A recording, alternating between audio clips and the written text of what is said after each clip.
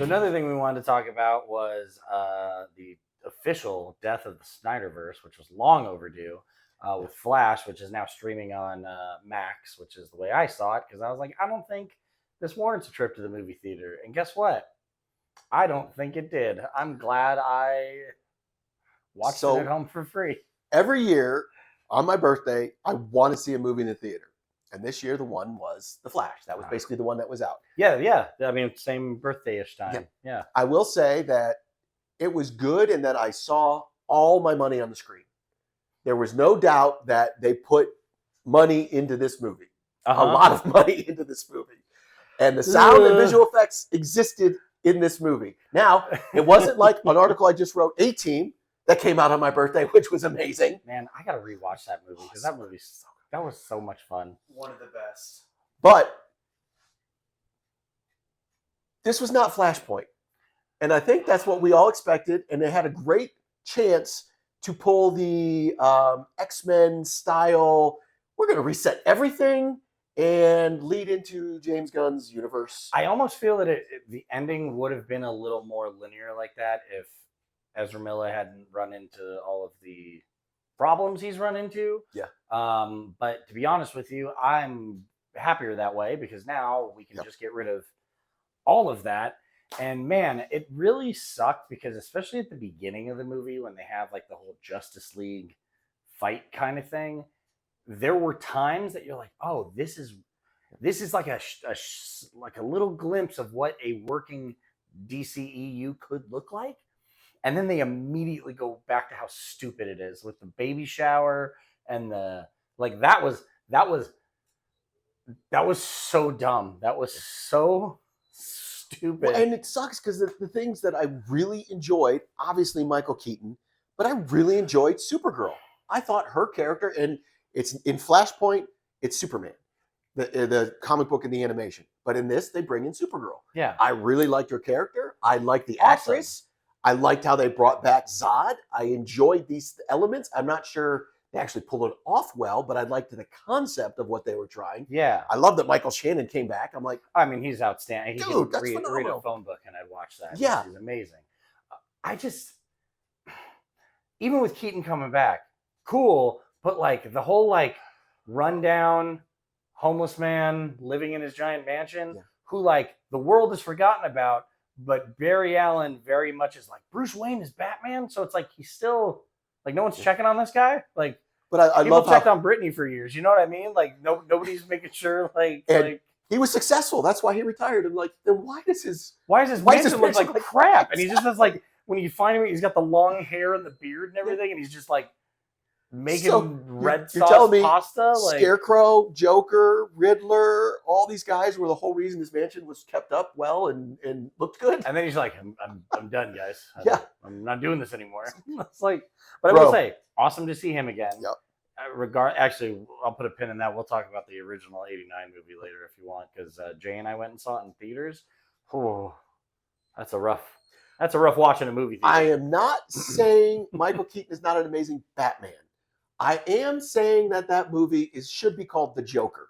And I don't think the original 4 Batman movies, Tim Burton and Joel Schumacher, are as good as people remember. No, they're definitely not. Sorry, plain and simple. Yeah. Most of them aren't. They're fun for nostalgia, and I'll never not enjoy them on a certain level. But like, when's the last time you put on like any of the X-Men movies? Yeah. They're not good. They're not good. I'm telling you right now, they're not good rewatches. Those first 3. Even everyone's always like, the second one's good comparatively. But when's the last time you put on the second movie and put your phone down and watch that movie for 2 hours? I promise you are going to be sitting there going, oh, it's kind of... The only one I can still, and it's later, but Days of Future Past. I still enjoy that one as it was made, from when it was made. Obviously, it's later. Mistakes were corrected. The only reason I dislike it is because it existed to correct the mistakes. Yeah. And then they immediately made the same mistakes the next movie. I think we talked about this on Bird Locker too. Where it was like, dude, it's brilliant. They changed everything. And then I was like, they're giving us a clean slate. Was it Apocalypse was next? Yeah. And it was like, oh my God. I was like, almost immediately. And then I don't think I even saw Dark Phoenix. I'm like, I don't care. No, I did. And it was bad too. They even took the final scene that was supposed to be like a space battle, and they moved it to a train. It was re-edited, like on Earth. So bad. But anyways, enough with that. With the Flash and everything, I am so excited to now let James Gunn's universe exist. I know we technically have to get through Aquaman, which I assume is another one. And we just had Blue Beetle. We do it. We have not seen Blue Beetle yet. Sorry, we are grown men with lives that do not have the time we wish we had to go to the theater every week. But we will see it, and we will probably talk about it. I'm hearing good things about it. I will say, again, what's with the hate? It seems like every review that comes out on a Monday is like, oh, they didn't meet box office expectations. It's a bomb. It's like, calm down. Everybody's so reactionary. I know. It's like, give it a chance. And not only that, but now a lot of people wait until it's on TV. Yeah. So to watch it. Chill out, man. There's other ways that this is going to make money. 100%. And like, don't make a rash decision on that. Yeah. But the other thing is that if it's not doing well, I feel like people are in the same boat that we are, that it's like Superman Legacy is my new jumping on point. Yeah. Like that's where I'm looking to. Well, and that's the other thing that I keep reading. Oh, because Blue Beetle was a failure, James Gunn universe sucks. It's like, but it's technically not even like he said this exists as a technical first one. Yeah. But like, I'm sorry, we still, like I said, we still have to get through Aquaman. He didn't write it. He wasn't, other than having directed Suicide Squad and Peacemaker, he was not a part of the DC decision-making process when 100%. Blue Beetle and Aquaman were greenlit. He had none of that involved. So, and I mean, with Superman Legacy so far, like I am on board with every casting like decision they've put out there, as well as like the heroes they're involving: Mr. Terrific, Metamorpho, Hawkgirl, and it feels like more of a building out a world rather than an older superhero movie where it's like all of these people are in it and they all have to have their moment. You know what I mean? Like, I feel like you'll see them, but I feel like it's showing you that more exists. And it's another character. We are well aware of his origin. We don't need that first Man of Steel or Superman 1 where we explain where he came from. Where we watch Kevin Costner tell his kid not to save him from a tornado. He's like, no, I'm just going to die here. It's better that you keep your secret. Yeah. You can move faster than anything. You could easily just come in, grab me, and move me out of here, but watch me get whisked away by this tornado. He's probably done being a farmer and just want to go to Iowa. He was like, oh, God, I'm finally out. I'm finally out. That's ridiculous. I'm going to become a pitcher. Yeah. Want to have a catch, Dad? Yeah. Anyway, different movie. So, yeah, I agree with you. I think we need to wait till James Gunn. And to be honest, going back to the Batman, I truly believe Christopher Nolan's Batman is one of the best trilogies ever made. Yes, there's a drop-off, but trilogy-wise, it's one of the best. We recently had one that I think beats it with Guardians of the Galaxy. Man. Oh my gosh, the way James Gunn wrapped that up, and that's why I truly believe in James Gunn. I trust. I will give him the benefit of the doubt until he proves me wrong. When Man of Steel came out, it was around the same time the first Guardians movie came out. And I can remember people on the internet being like, here's DC trying to do the Superman movie, and they're like, we need it to be dark and brooding and going through all this stuff. And then Marvel was like, here's a talking tree and a raccoon. And everybody like glommed on to Guardians. And like something else to like really age myself with all of this is I remember when I was still working at Maximum Comics, they had announced the idea of what movies were going to come out with the MCU, and Guardians was one of them. And at the time, Guardians was a book, but like even regular comic readers didn't really glom on to a lot of the Marvel space stuff. It was a very niche category of like Marvel comics. And the Abbott and Lanning book, I think, was out at that time. And I remember just thinking like, man, that's going to be a long stretch to really like get people invested in this. That's going to be a hard one to sell. And then flash forward, I'm in the movie theater with my wife and her friend, and they're bawling their eyes out at the emotional plight of a talking raccoon. And I was like, if you could have told like Maximum Comics employee Brandon stocking the shelves that like people are going to cry over this movie, any of these movies, because even the second one was emotional. The first one's emotional. Like there's all this stuff, and it's like I never would have thought that was possible. That's how bad it was when they first announced it. I'm sitting there going, they're going to do a whole story about a dude with a red mohawk? Dude, because he was the leader from the comics that I knew. Yeah, and I mean, they were like, at the time, Yondu was original Guardians of the Galaxy, which was actually a team from the far distant future brought into the past. And you kind of see some of those characters at the end of 2 and a little bit in 3 with Sylvester Stallone. Who the hell was James Gunn? Like, he'd done a whole bunch of low-budget horror movies. Slither and Super, and I mean, those were all good movies. And I remember thinking, like, well, we'll have an idea here. And it's like now he's gone on to just be this like incredible storyteller. So it's like if you're going to tell me that you're not hopeful, at least for his version, because I mean, even looking at the old DCEU, like Suicide Squad is still not like anything brilliant, but it is a hell of a lot better than anything else they had out. And the Academy Award-winning version of Suicide Squad, the first one. Oh yeah, for makeup, huh? Didn't it win like costumes or something? Because like Killer Croc looked like shit in that movie. Like I was not into any of that. That's another thing I was going to bring up. Do you remember Man of Steel was released? We were at that Comic-Con the year it was released, and they had all the Superman, the Batman Superman logo, and they announced Batman versus Superman, and we were like, "Oh my god!" And then it quickly became obvious they had no idea what they were doing. It take a long time to get it out too. Like, it was just like, what was it? An unbelievable. Actually, I was in a press screen, and I will admit when I was wrong or whatever. I was in a press screening with Chase, and it gets out, and we check our phones, and he goes, "You are never gonna fucking believe this." And I was like, "What?" He's like, "Ben Affleck has just been cast as Batman," and I was like, "You're lying to me. You are."